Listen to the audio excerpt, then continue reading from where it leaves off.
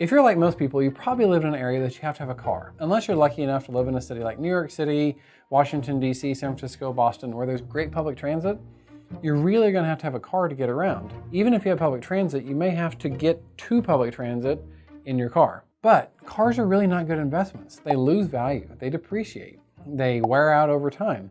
So it's really important that you make a good deal on the car when you first buy it, because if you pay less for it now, it's gonna be worth the same at the end of the day, whether you paid a lot for it or a little bit for it if it's the same car. So you wanna make sure that you're getting that best deal. So today we're gonna be going over 6 tips that dealerships don't necessarily want you to know that will definitely help you save money when it comes to buying a car. Stay tuned, pay attention to that, and make sure you check out part 2 of the video coming up soon, which we're gonna be talking about at the back end. So front end, today we're talking about the front end when you're buying the car. The next video is gonna be talking about when you finance the car at the dealership. Number 1, never make an impulse purchase.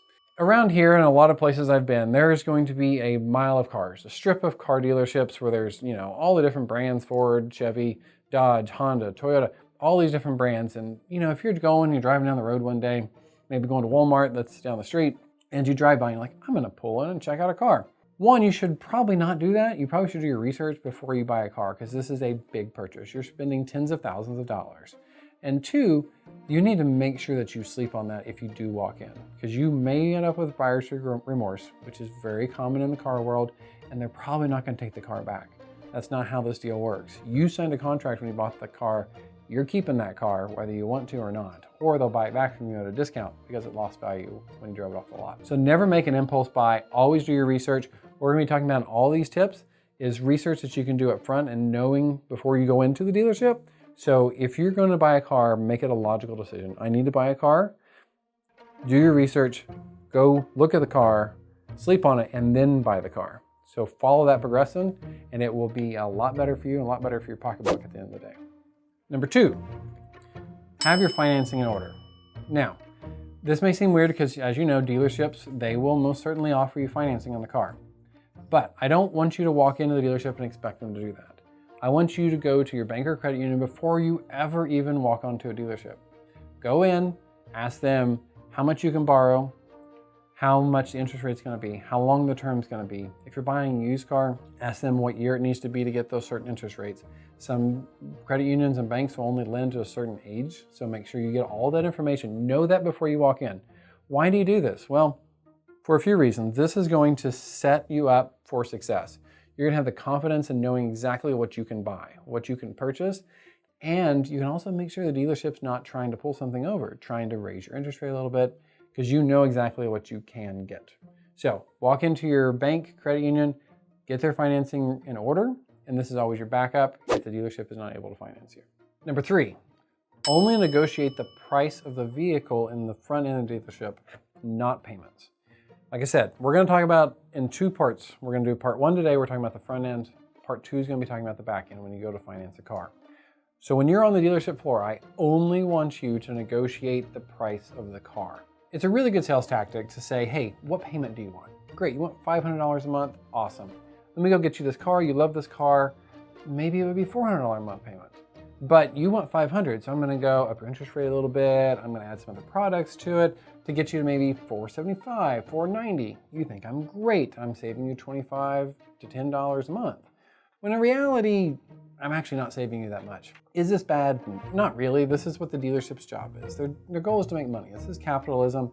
It's your job as a consumer to make sure this doesn't happen to you. You need to go in armed and ready for this, because if you're an informed consumer, they'll gladly honor anything that is within reason. So have your phone, have it in your hand, know exactly what your interest rate is going to be, because in tip 2, you've already talked to the bank. So know what your interest rate is going to be, know what your term is going to be. You can pull it up on your phone in 2 seconds and know what your payment's going to be. So before you even get started anywhere, have that information in hand so that way you can calculate your monthly payment on your own. Doesn't matter what the dealership says, you need to worry about your payment that you've already got the financing taken care of. So know that up front. It will end up saving you a lot in the end, and you're not dealing with a bunch of variables when it comes to negotiating the price. You are literally talking about one thing, the price of the car. Does this number work? Does this number work? Back, forth, about one thing, rather than worrying about, the price and the interest rate and the term all at that time. You're only worried about the price, and you can have a more open, honest, and better negotiation with the dealer about the price of the car. Number 4, know your trade-in value before you even walk in the door. I know this may seem weird. A lot of times, you just go in, you think the dealerships, they know what the price of the car is, so you take it in and they tell you and then you move on. But if you want to maximize the value of your old car, know it before you walk in. Know that value. Pull Kelley Blue Book, it's online. Pull NADA Black Book. Both of those are completely free and they give you a pretty good judgment of what that car is worth. Pull up Auto Trader, see what those other cars are selling for. Now remember, if it's a dealership, they've probably gone in, they've reconned the car, they make the car look really nice, taking out the dings and stuff. They're gonna, and they need to make some profit, and that's fair. So they're gonna be a little higher than what you can probably get out of the car, but it needs to be, fairly reasonable. And then also go to other places that only focus on used cars. So if you have a CarMax in your area, they're really great, they're really nice. You can go in, they give you a quote on the car, it's good for 7 days, and then you can go to the dealership and see what they're offering you. If you don't want to go in anywhere, you've also got Vroom and Carvana. They're online used car places. They'll actually come pick up your car. In my experience, CarMax actually gives a little bit more money, probably because they've actually seen the car. But the dealership, a traditional dealership, is going to always hold on your trade. That's what they want to do. That's how they make their money. Nothing wrong with that. That's how this game is played. They're going to try to hold, $1,000 or $200 on your trade. And if you say great, then they just made $1,000 or $200 more. Their goal is to make money. If they don't make money, they don't keep the lights on. So nothing wrong with that. But if you go in as an informed consumer, then you'll be able to get more out of your trade, and they won't be upset by that. They'll give you fair market for the car because they're still going to make money on it, just not as much as they were. So know the value of your trade before you even walk in the door. Number 5, make sure you go at the right time of month to buy a car. You've probably heard this before. It's best to buy a car at the end of the month. The question is why? Let me give you the history of this. So 20, 30 years ago, we start to see all the manufacturers want to have a seamless image across the whole country, across the whole world. They want their dealerships to all look the same. Before, dealers could do whatever they wanted. You would have, this family of dealerships all would look the same, even though it was a Ford and a Chevy and a Toyota and a Dodge, all the dealerships look the same. Well, the manufacturers decided, hey, we want all of our Toyota stores to look the same. They went in and they started offering incentives to the dealers to remodel their facilities and to make them image compliant. So that's one part of this money coming in. The second part is the volume. So if the dealership is image compliant, which most dealerships in most big towns at this point are image compliant, then if they sell enough volume, they get these big bonuses.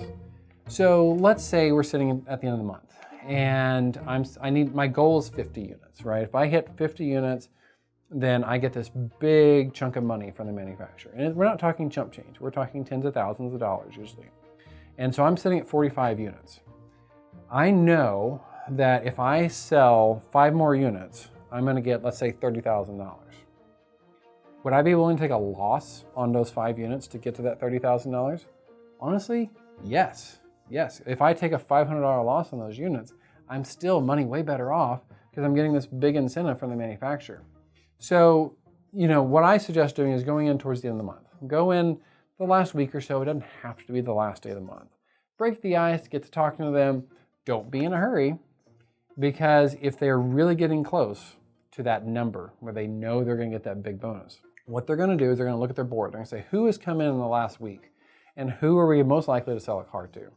And so they're going to say, okay, we're going to call this guy and we're going to make him a heck of a deal because we want him to buy a car today, and that will get them one more closer. So they call you and they say, hey, we're going to make you a really good deal. If you can come in today and buy this car, then we'll honor the what you offered before.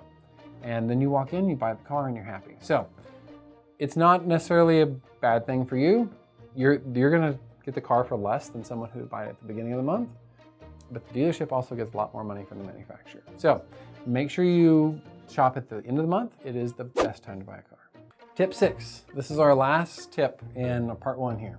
Buy the car that's been on the lot the longest. Now, this is different from new cars to used cars. New cars, the manufacturer doesn't really care. Here's the question. Why is that? Well, I'll tell you. How do you think a dealer pays for those cars? I mean, right now we're shooting this in mid-2021 where we have no inventory in cars. So the dealerships are barren. But in normal times, you walk out and it's just sea of cars, right? That's a lot of money. I mean, think about how expensive a car is. Would you as a dealer, I mean, a dealer's typically just a small business, would you want to own that many? How do you think they have the money? The truth is they're borrowing. There is a line of credit and they have bought these cars and they're paying interest on these cars sitting here.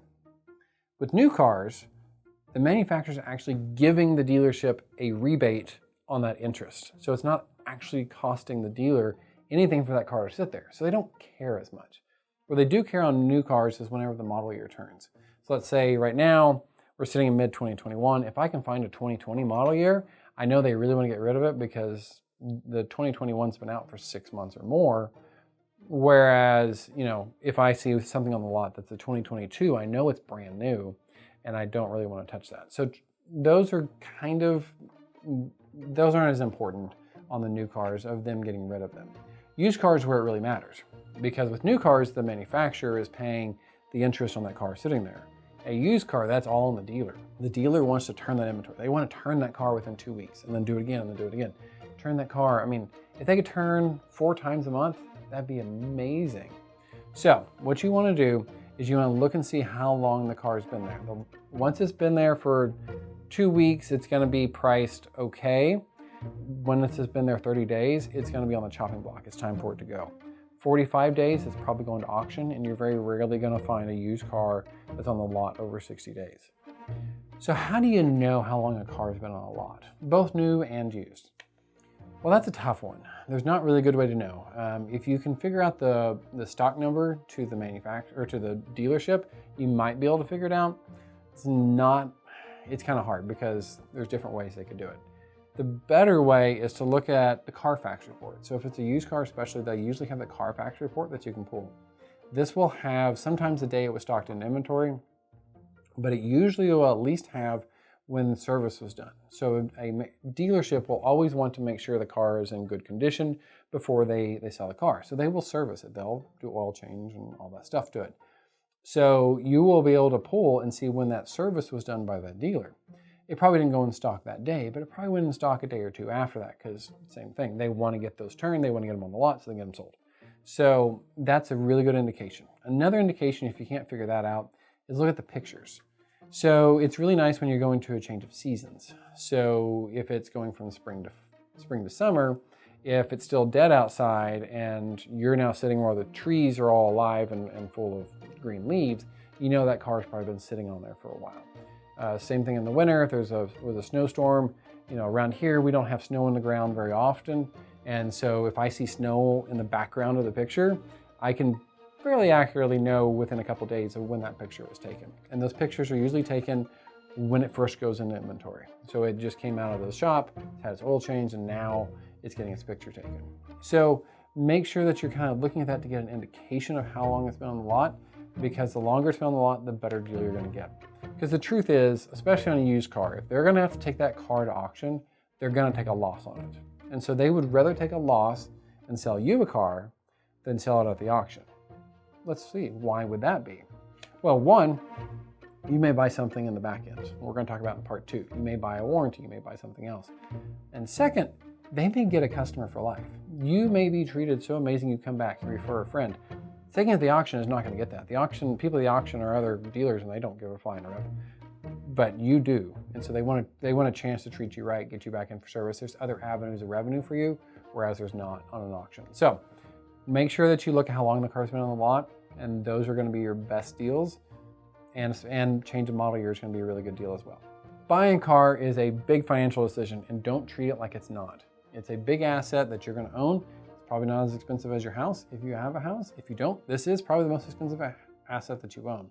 So make sure you go in armed. I've heard rumors that they're starting to move towards some online models. I don't really see that happening. I heard this after 9/11 that their manufacturers were going to start doing this. I don't really see that happening. There's too many state laws in the way requiring dealers to be involved with the purchase. So make sure you go in armed and knowledgeable.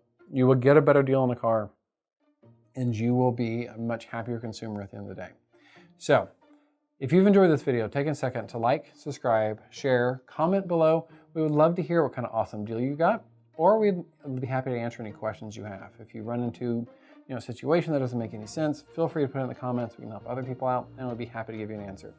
Also, if this is a fresh video and you're watching it, make sure you check out part 2 coming out soon, where we talk about the finance department and the back end of the car deal. Or if you're watching this a year from now, that's already been out for quite a few months. Make sure you check out part 2 of how to buy a car and some money saving tips. So I am Brian Mullins. Thank you and have a good day.